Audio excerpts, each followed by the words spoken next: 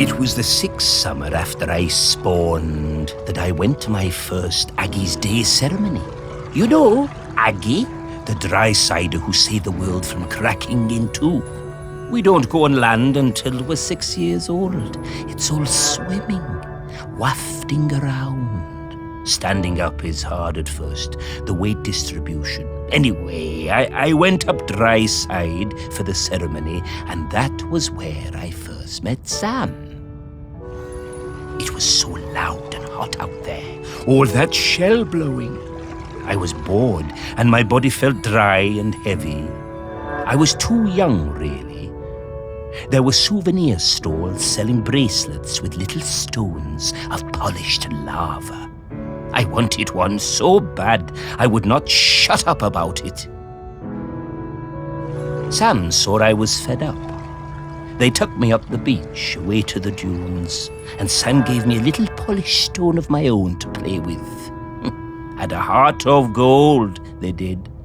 It wasn't until years later that I found out it was a tiny replica of the one Aggie died on. We became good friends. Sam helped a lot. They were always on my side. My pod, we were quite traditional, didn't like us working with the dry siders, but Sam talked me into going for the job as a diver on the new harbour. If it wasn't for them, I don't think I'd have tried. That stone was my lucky charm. I took it with me when I went for the interview, and I took it down with me when I went on my first dive. I had a pocket made specially in my tool belt. Sam took me under their fin, invited me out to the Camel, and let me stay with them and Blythe on the ferry if it was a late one. And there were plenty of late ones. Karaoke nights are still my favorites. Every time I feel that lucky stone in my pocket, I think of Sam. I remember all the fish folk coming up on the beach from.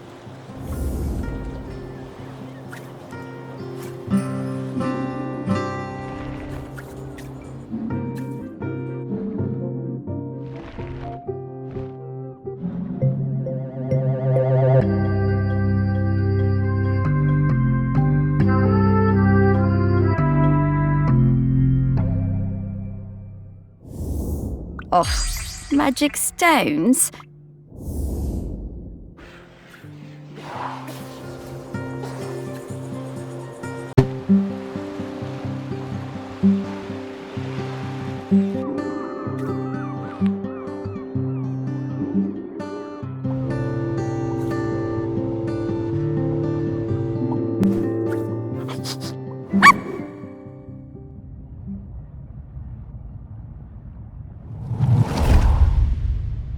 I first met Sam when I sailed the new ferry, the Queen of the Isles, into harbor. Of course, I'd heard of the fish folk, but I'd never met one. Sam was an amazing pilot, knew the waters better than any boatman. It was strange steering a course for someone actually in the water, but we never went wrong with Sam to guide us in. Next time I was in Shelmerston, we went for a drink at the Camel. I'm more into bats than beer, but Sam was intriguing, and the atmosphere in there was great, like a warm nest. Great band, too. Awesome sousaphone player. I think we got on because we were both a little bit on the outside of things. Sam invited me over for toast and hot chocolate. Honestly, hot chocolate doesn't do it for me, but the toast, that multi-seed bread. Sam made the best toast. I told Sam that next to a good cuttlefish bone, that it was my favorite snack. I stayed over. In the morning, we went for a walk along the beach. And just as the sun was rising, I took them flying on my back. We went up and looked down over the islands. Sam wasn't scared at all. They said it was like swimming through the air. It was on the next trip to Shelmerston. We just sighted land when Sam's head popped out of the water right beside my berth and passed me a fresh cuttlefish bone, carved especially for me. When we moved in together, it was the best day of my whole life. I put that cuttlefish bone on my bedside table within beak reach. I still look at it every day, every single day.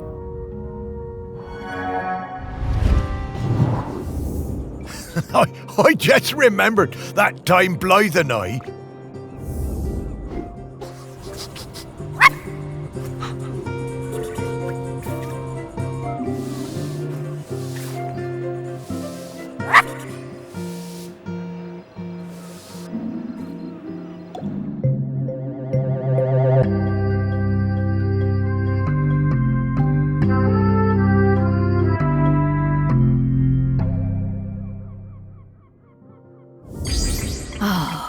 I used to...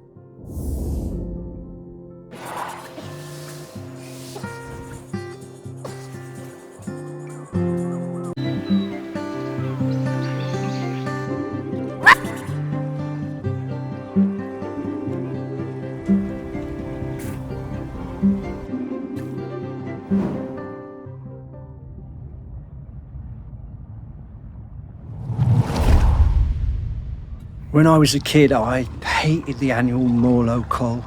I was kept away and found excuses not to be there. Then, age 10, my dad marched me down to the beach with other men and put a knife in my hand. It was the worst day of my life. I saw Morlows slit from jaw to belly, more blood than you could imagine. I didn't sleep for months after. But you grow up, don't you?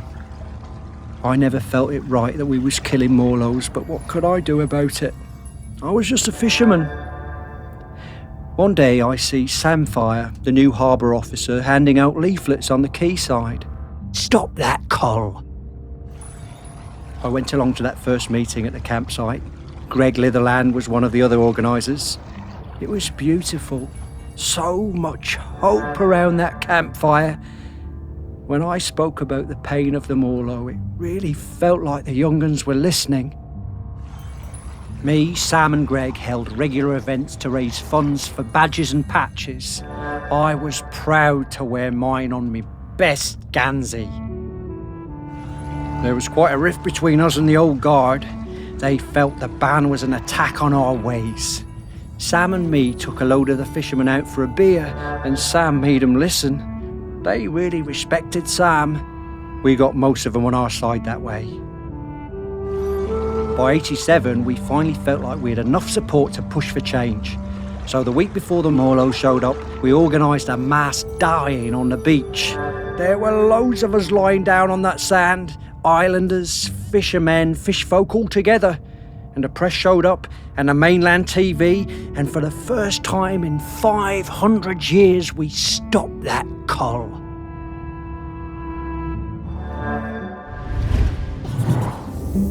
I'm so glad we don't do that cull anymore. I was proud of Sam and that lot when they finally made the old uns see sense. And, well...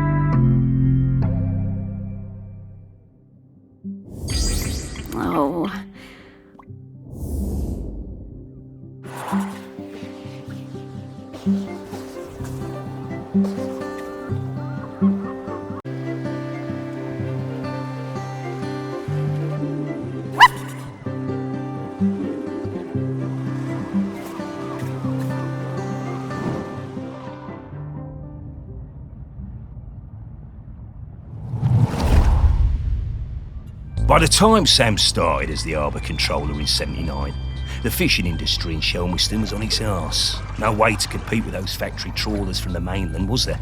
Couldn't moor those things anywhere near the island, even if we had them. Of course we were all smuggling, stands to reason, done it? There was no money. All those old fishing sheds on the quay, the ones the tourists like, were falling down. Old place looked, pardon me, like a tip. There was a lot of trouble at first. Sam trying to stick by the rules and catch us out any way they could, and us trying any which way to give her the runabout. It wasn't easy, mind you. She was smart, that Sam. You never knew when they were going to pop her head out of the water beside your tub. And to be fair to Sam, some of them smuggling boys were bad uns. Worse stuff than booze on some of them boats, and that's the truth. Probably no bad thing Sam put a stop to it. But in time, Sam started to see how things were, how we do things, and we came to an understanding of sorts. If Sam turned a blind eye to a bit of the decent stuff, the harmless stuff, then we'd report the worst of it. I mean, we all want to keep the seas safe, stands to reason. Plus, Sam was partial to a bottle or two of the sheep shank on occasion. Oh, yeah. Sam was sharp as a gutting knife. They made us hand over some of the, shall we say, dividends to fix up the quay. All them sheds and that. Make them into something we'd be proud of. Turn things around for Shelmerston, that did. Now we get more of those tourists since the big ferry started, and they love a day out on a boat. Ken takes them all out, he does. At the same time, Sam organised a kind of work-sharing thing with the fish folk. Got some of them to swim along with the fishing boats, help them locate the biggest shoals. Gave those big trawlers with all their fancy radar gear a run for their money. We'll never be big players in the fishing down here, but thanks to Sam we hold our own. Bless 'em.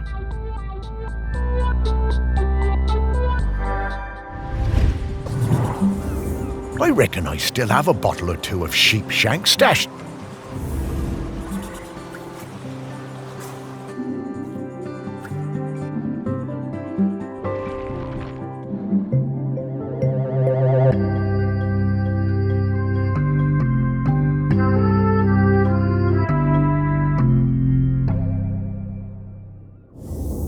Ah, a different...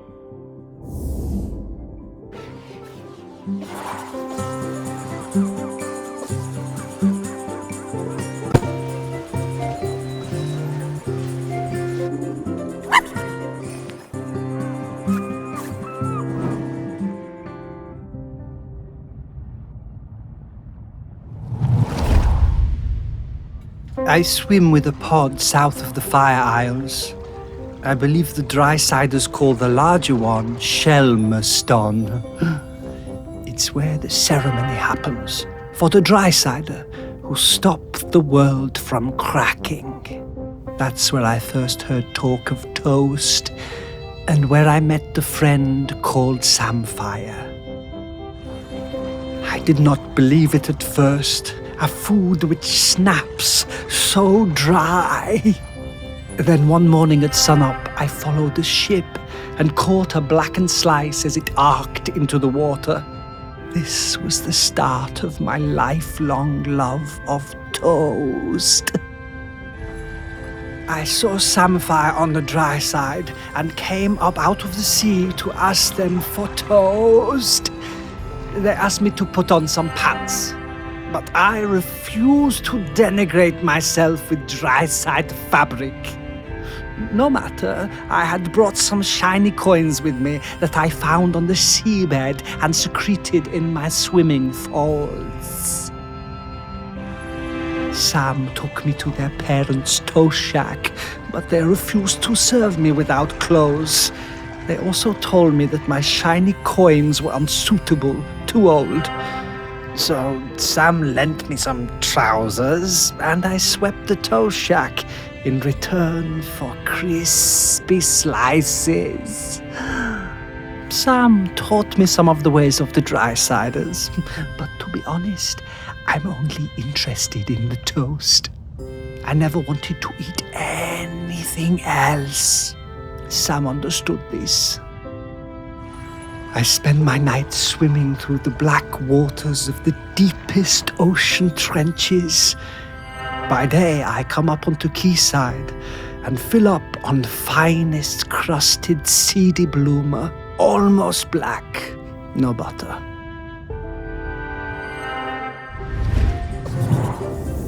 Oh, I could really go for a nice...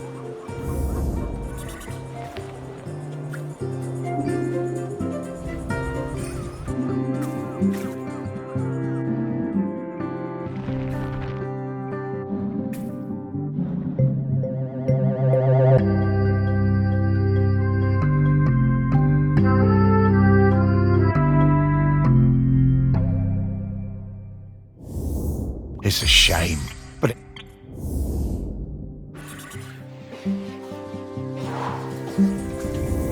Oof, Sam.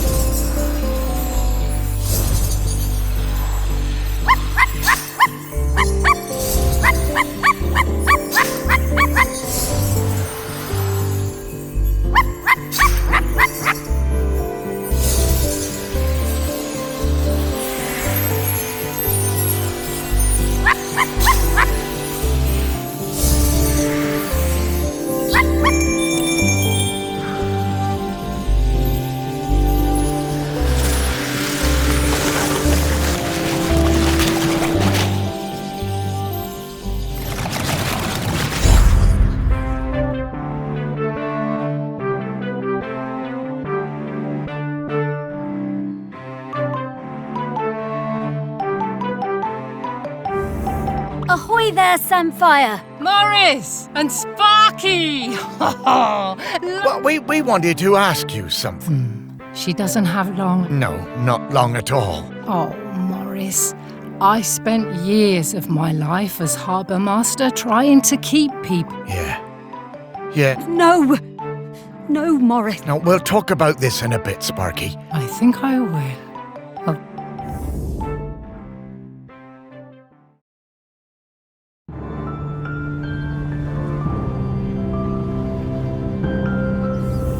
Okay, we just need to talk. No, Sparky.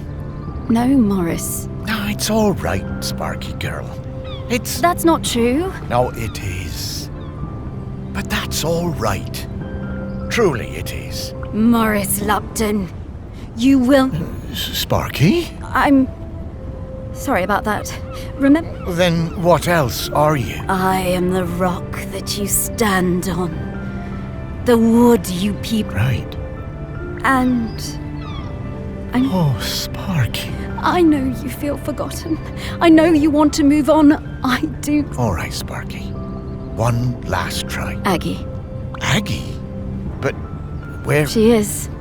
But I can sniff her out.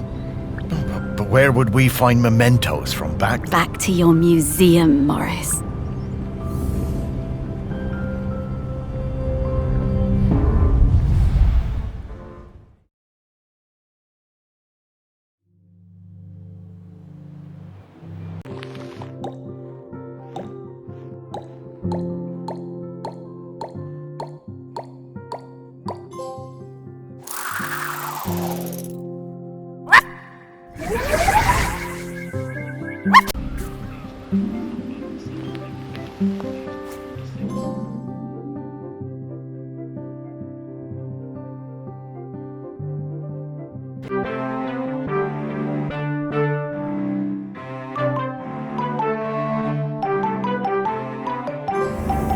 Ahoy there, Samphire! Morris and Sparky! Lovely